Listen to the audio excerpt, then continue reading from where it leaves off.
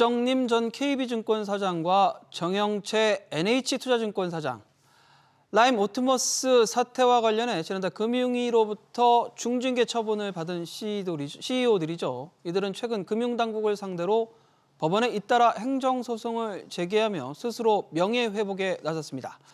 일단 법원은 두 CEO가 제기한 중징계 처분 집행정지 요구를 받아들였는데요. 당국의 입장이 굉장히 난처해진 모양새인데요. 김동필 기자와 자세히 짚어보겠습니다. 김 기자, 먼저 박정림 전 대표 상황부터 좀 짚어보죠. 네. 법원이 일단은 박 전 대표의 손을 일단 들어줬어요. 네, 그렇습니다. 서울행정법원이 최근 판결을 낸 건데요. 서울행정법원은 지난 21일 박 전 대표가 금융위를 상대로 직무정지 처분을 취소해달라면서 낸 집행정지 신청을 받아들였습니다. 이에 따라 박 전 대표에 대한 금융위의 징계 처분은 직무정지 처분 취소 청구의 본안소송 판결 이후 30일까지 효력이 정지됩니다. 재판부는 박 전 대표의 주장은 소송을 통해서 들여다볼 필요가 있다라면서 징계 처분 효력을 정지하지 않으면 회복하기 어려운 손해를 볼 수 있다라고 설명했습니다.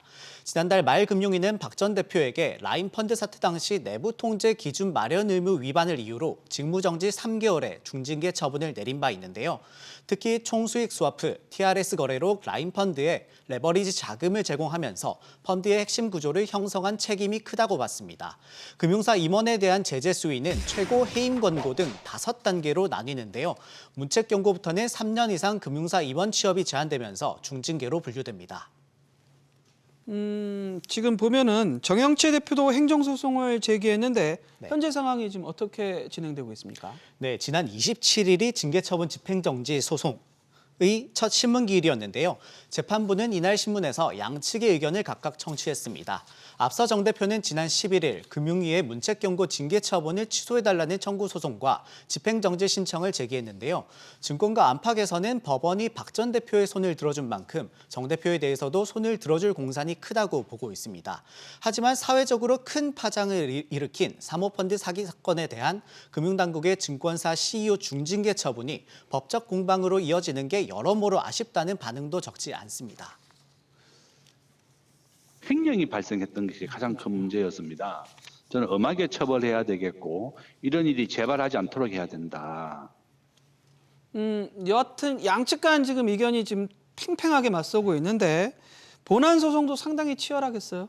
네, 그렇습니다. 만약 법원이 정 대표에 대한 징계 효력도 정지할 경우 본안 소송, 징계 처분 자체가 적합한지 여부에 대한 법리 다툼이 중요해지는데요.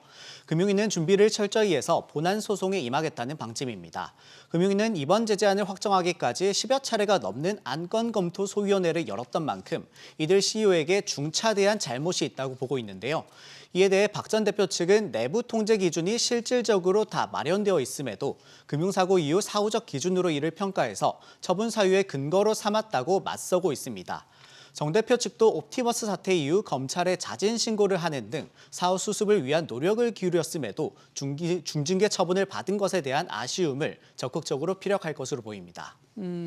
이런 가운데 상당 부분 좀 중징계 처분을 가까스로 면한 인물이 있죠. 네, 그렇습니다. 바로 대신증권 양홍석 부회장인데요. 당초 양 부회장도 3년 전 감독당국의 제재심에서 문책 경고가 결정되면서 금융위 최종 판단에서도 중징계가 유력했습니다. 다만 금융위는 제재 수위를 경감해서 주의적 경고에 그쳤는데요.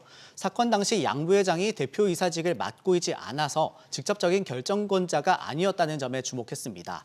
그리고 대신증권은 KB증권과 신한투자증권과 달리 총수익 스와프, 상품 거래 구조 설계 등에 관여한 바가 없어서 경감된 점도 있다라고 부연했습니다. 이번 결정으로 지난 3월 처음으로 이사회 의장에 오른 양 부회장은 선임 1년 만에 이사회 의장직을 내려놓는 상황을 피할 수 있게 됐습니다. 이런 와중에 양 부회장하고 일가가 최근 주식 보유량을 상당히 많이 늘리고 있다고요? 네, 그렇습니다. 일단 큰 위기를 넘겼다고 보는 취지가 강한데요. 자녀 3명과 함께 12월 들어서 회사 주식을 꾸준히 매입하고 있습니다.